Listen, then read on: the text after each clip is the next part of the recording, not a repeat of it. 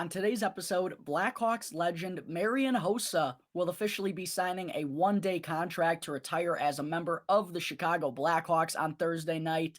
Then, top prospect Lukas Reichel has been recalled from the Rockford IceHogs for the third time this season. And then, according to a report from a Swedish media outlet, the Blackhawks are apparently in agreement with 23-year-old defenseman Filip Roos. All that and plenty more right here on Locked On Blackhawks.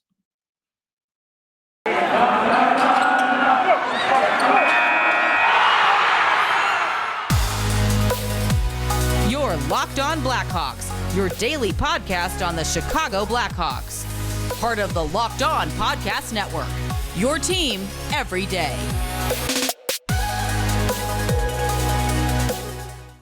Welcome in to the Locked On Blackhawks podcast, your daily podcast on the Chicago Blackhawks.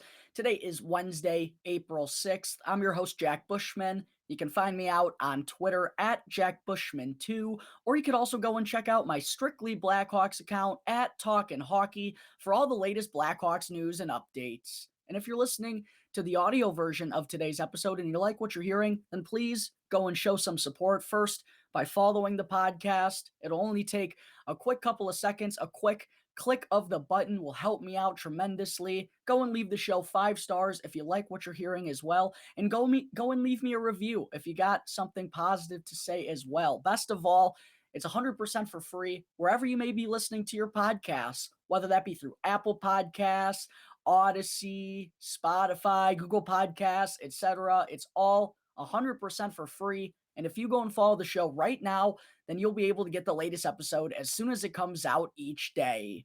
And if you're not already watching the video version of today's episode, then please go and check out Locked On Blackhawks on YouTube, because each and every episode from here on out, folks, if you haven't gotten the memo already, is going to have a video version attached to it as well. So if you haven't done so already, please go and subscribe to Locked On Blackhawks on YouTube. I recently just reached 100 subscribers. I greatly appreciate all the support. Now let's keep getting those numbers up.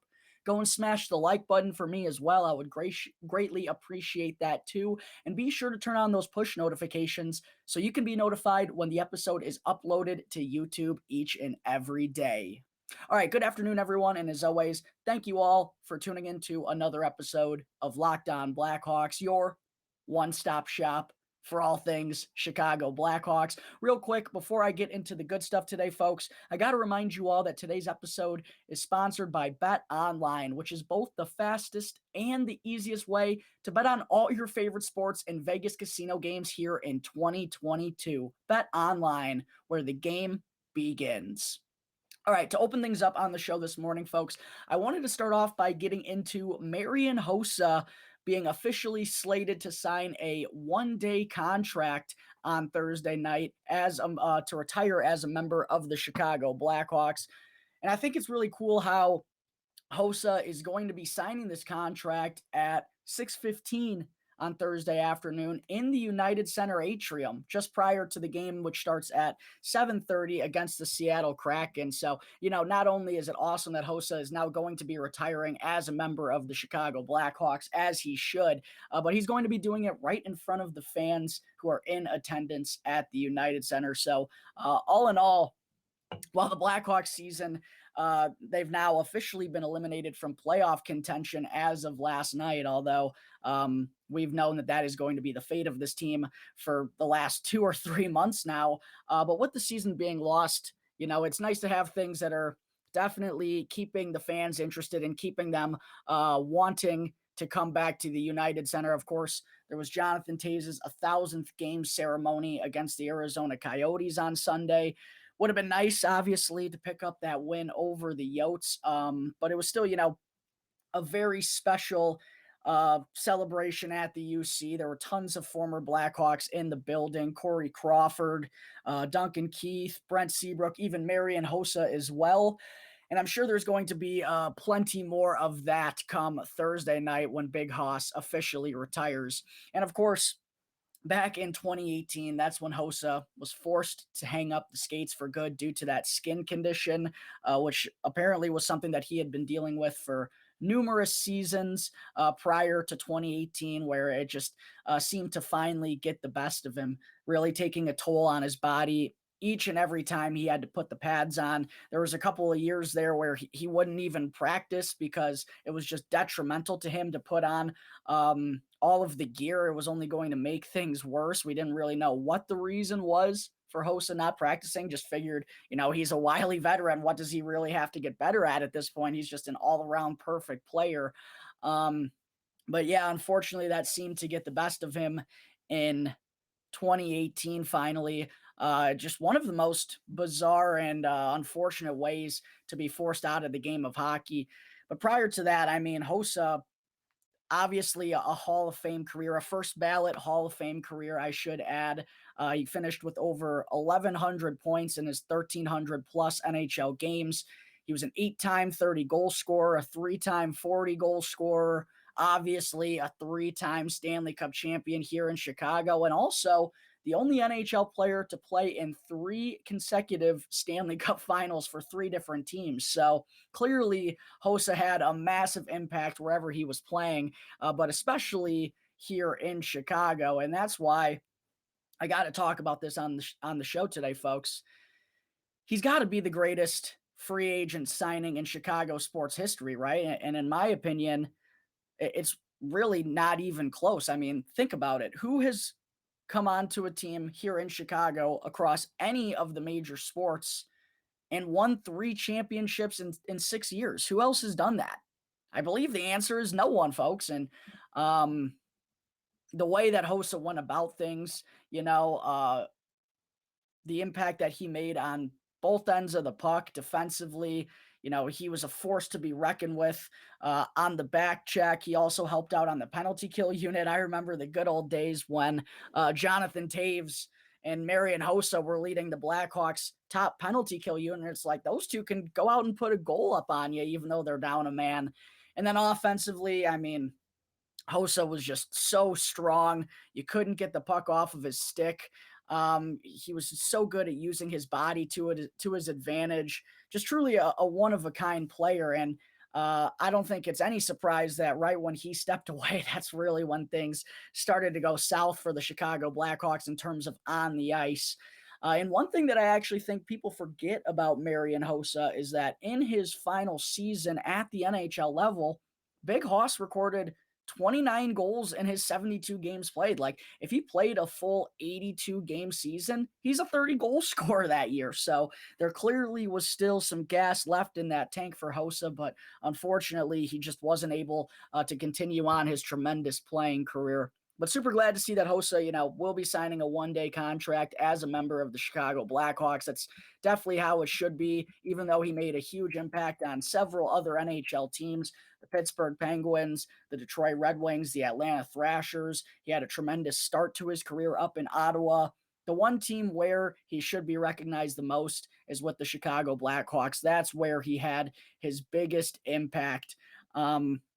So definitely, only makes sense to see Hossa get his night finally with the Blackhawks. Signing that 1-day contract should make for a real cool scene at the United Center. And just thinking about all the incredible moments that he's been a part of, it's really incredible. Obviously, I think the first one that comes to everyone's mind is the Game 5 winner against the Nashville Predators, where in overtime, after Patrick Kane was able to tie up the game while the Hawks were shorthanded, Hossa jumps right out of the box after that 5-minute game misconduct, goes to the front of the net and taps home the game winner on a shot from Brent Sopel, who was a guest here on the Locked On Blackhawks podcast a couple of years back. Hopefully I'll be able to have another chat with Brent because before the Blackhawks really had some serious off-the-ice issues that came to light this past May, I believe, nearly a year ago now. Brent Sopel really was someone who talked kind of down about the Blackhawks organization, and I really didn't understand why until now. Of course, we get the full knowledge of what occurred in 2010 with that Kyle Beach situation. But anyways, back to Hossa. Obviously, I think that Game 5 winner is something that is going to be the first thing that comes to mind. My favorite Hossa goal, though, is probably that one where he knocked the puck out of midair against the Tampa Bay Lightning, literally catches the pass, goes to drop it down to his stick, doesn't wait for it to hit the ice, just slaps it out of midair past the goaltender for a highlight reel goal.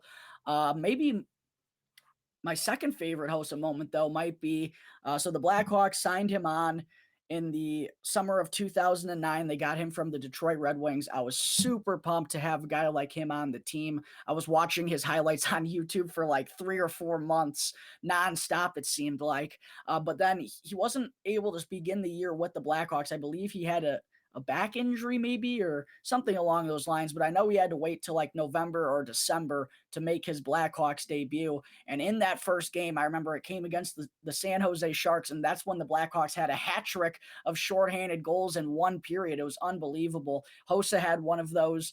He also went on to add a second in that game. So in his Blackhawks debut, a 2-goal performance just had me thinking about all the possibilities. But I don't even think at that time in my mind, I would imagine the Blackhawks going on to win 3 Stanley Cups in the next 6 years.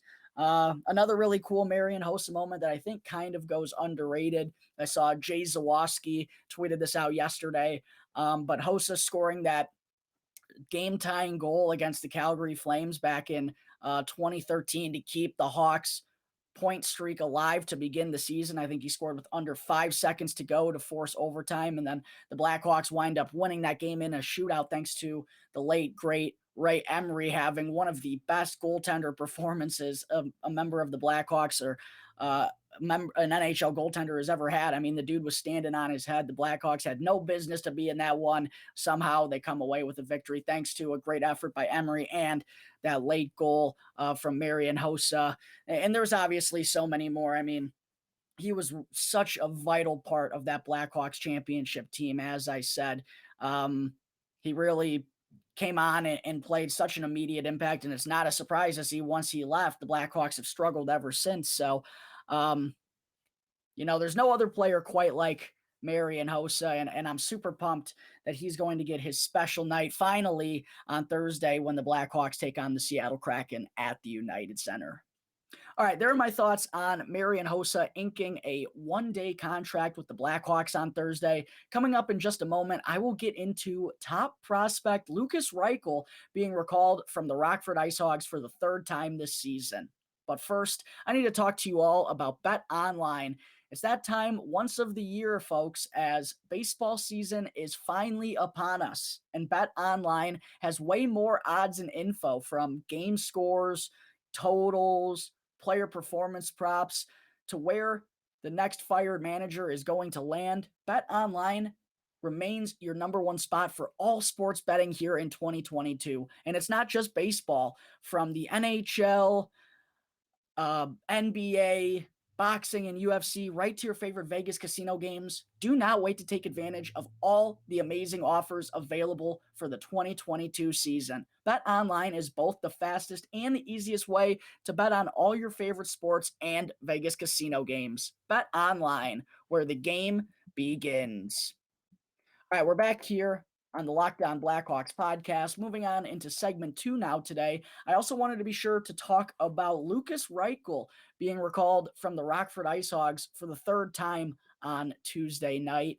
Reichel has already played 5 NHL games up with the Blackhawks this season. He's still without his first career NHL point, but now he's back for a third stint and has just 5 games to spare before burning the first year of his entry-level contract.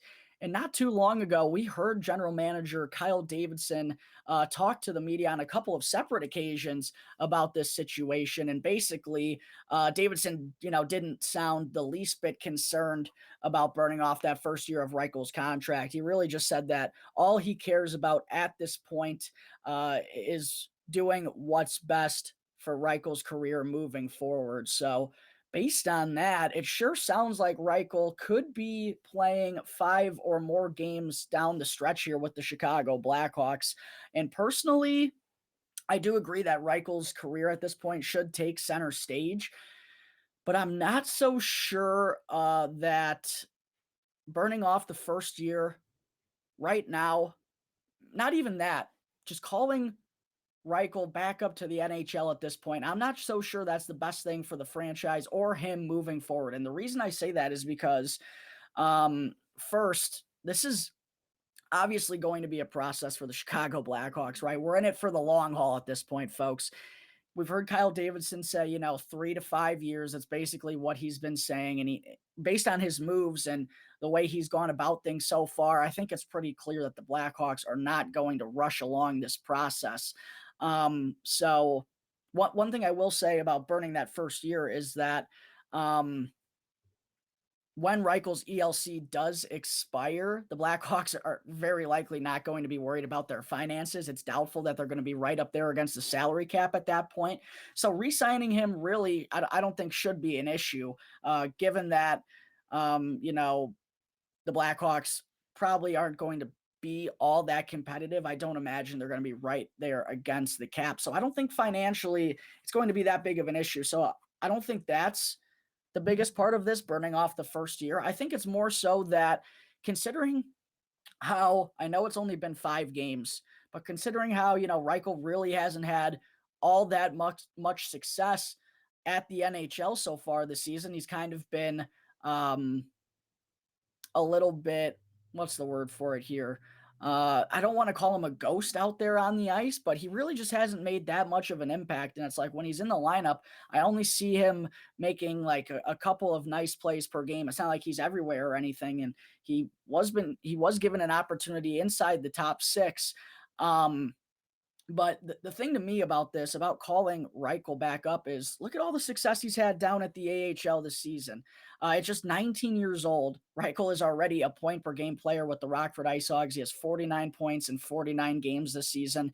And with the IceHogs being in the middle of a playoff battle, which has clearly taken some priority throughout the organization, right? I mean, that's the reason why several defensemen have remained down in Rockford and have not come up to the Blackhawks, even though, they're out of contention at this point, and some of those guys could be using some NHL action. The Blackhawks have kind of decided to leave them down in Rockford in order for that playoff run and to get meaningful ice time in that set of circumstances. So with the IceHogs, with that kind of taking center stage, I wouldn't consider it center stage over the Blackhawks, but clearly it has some significance throughout the organization.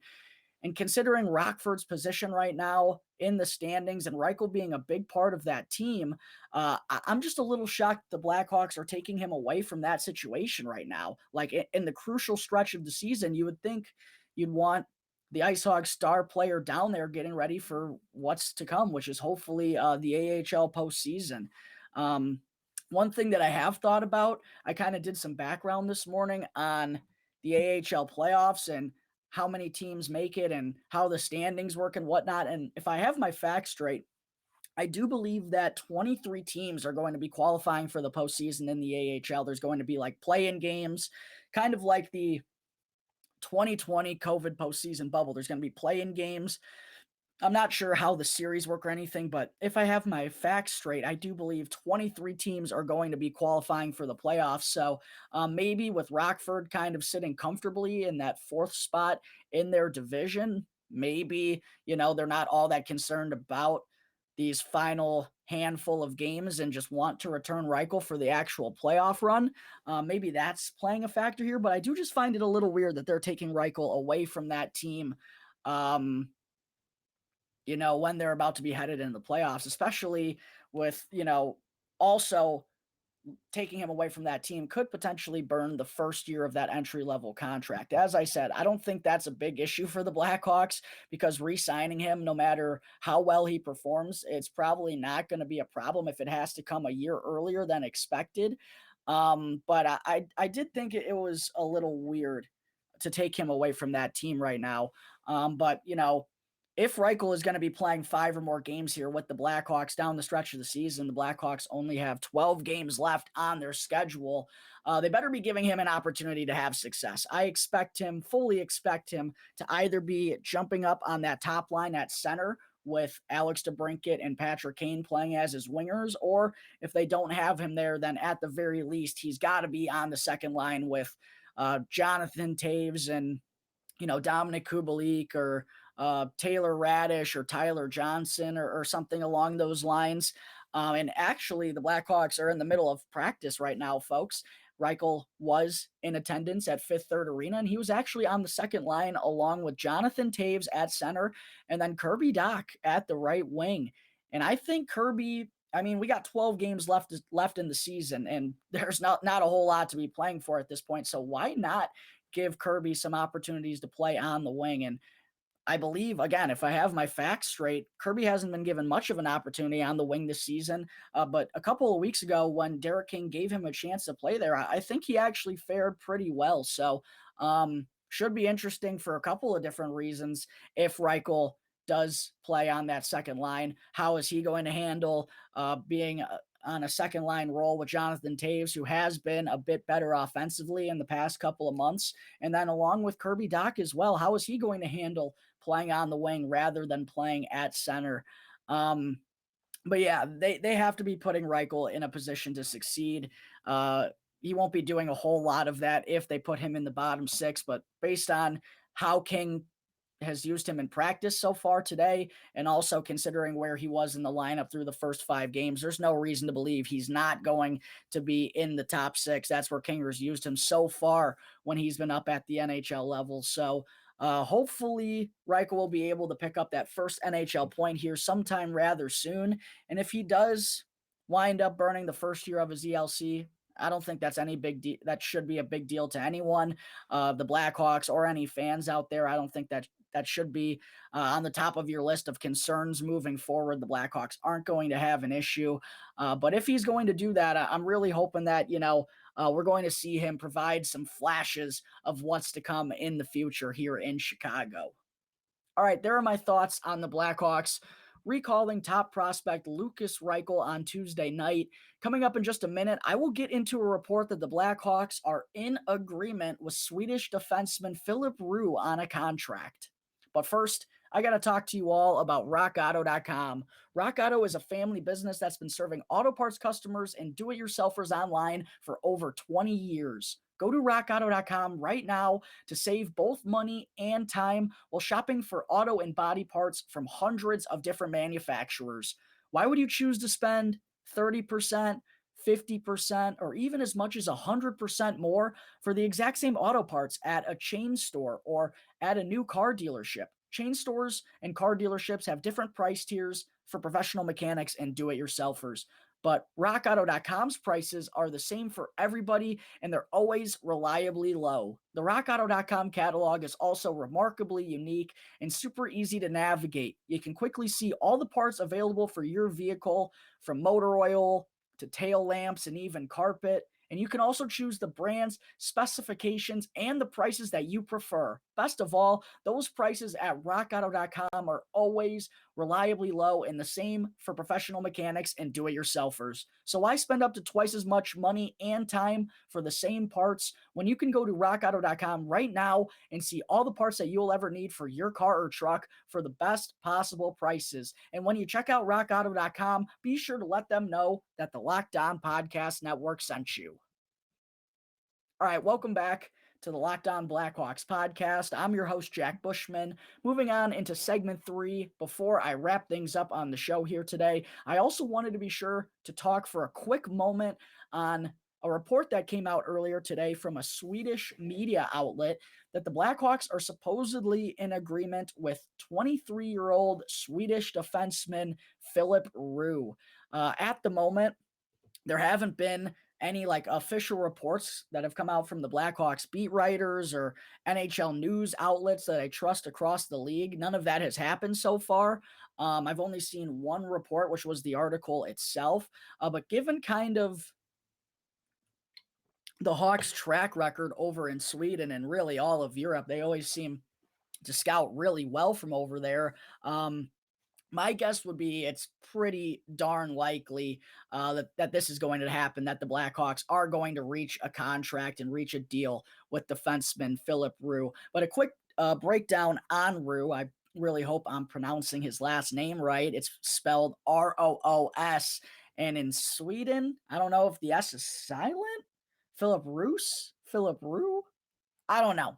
I'm sorry that I don't have that down at the moment. Hopefully, when more news comes out about this situation, we'll have clarification on how his last name is pronounced. But for now, I'm going to stick to Rue. But a quick breakdown on his game. He's a 6'4", 190-pound defenseman. As I said, he's only 23 years old. And based on all the scouting reports that I found on him, which really isn't a whole lot, apparently he's a really good skater for his size. And despite only having 6 points in 50 games so far in his first season with the SHL, I've read that he does have some offensive upside in his game. I'm guessing that as I said, this is his first year playing in the top division over in Sweden, being just 23 years old. I'd guess, that's a pretty large jump for him to make at a young age. And also, he's probably not playing the largest role with that team. So I'm sure that's probably tying into why he only has 1 goal and 5 assists for 6 points so far this season. But when you go back and look at some of his numbers in previous years, then you start to see the offensive production and those offensive numbers start to take a tick upward. Last year, it was his second year in the Allsvenskan division, which I believe is the second tier division over in Sweden.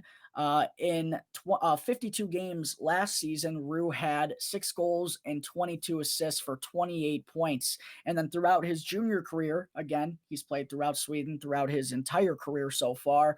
You see some pretty decent offensive numbers mixed in there as well. So I don't think he's ever going to be, if he reaches the NHL level, I don't think he's ever going to wow you with his offensive game or be a consistent point producer or anything, but he does seem capable of chipping in every now and again, maybe a second to third pairing defenseman.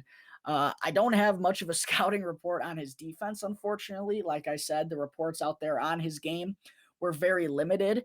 But you definitely got to love to hear that he has both size and speed in his arsenal. That's definitely something you need to have success at the NHL level these days, with the game only getting faster and faster and faster. You got to be able to keep up.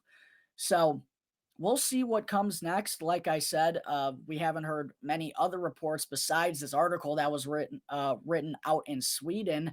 But I'm sure if it is true, we'll definitely be hearing, the Blackhawks beat writers and other Blackhawks sources in the next day or two talk about this topic in the next, like I said, the next day or maybe even the next couple hours at the very least. And quick shout out to Second City Hockey for being the first ones to notice this report coming out of Sweden. Dave Melton always does a great job for Second City Hockey. So no surprise that they were on this news first, stating that the Blackhawks are supposedly in agreement to sign 23-year-old Swedish defenseman Filip Roos. All right, folks, I think that is going to wrap up Wednesday, April 6th episode of Locked On Blackhawks. Thank you again for tuning into the show, and be sure to go and follow Locked On Blackhawks both on YouTube. Go and subscribe, and go and follow on your favorite podcast app, and you'll be able to get the latest episode as soon as it comes out each day. And after the show, be sure to go and check out Locked On Fantasy Hockey, as hosts Steele Roden and Flip Livingstone help you become the expert of your fantasy league. It's free and available on all platforms, so be sure to go and check out Locked On Fantasy Hockey right now, wherever you get your podcasts. Once again, I'm your host, Jack Bushman. Thank you for tuning into today's episode. You can find me out on Twitter at Jack Bushman 2, or you could also check out my Strictly Blackhawks account at Talkin' Hockey. Be sure to go and follow for all the latest Blackhawks news and updates. And for any questions at all regarding anything related to the show or to the Blackhawks, feel free to email lockedonblackhawks@gmail.com. You can also hit me up on any one of my Twitter accounts, or you can call 708-653-0572 to leave a voicemail. So until tomorrow's episode, thanks again for tuning into another episode of Locked On Blackhawks, part of the Locked On Podcast Network, your team every day.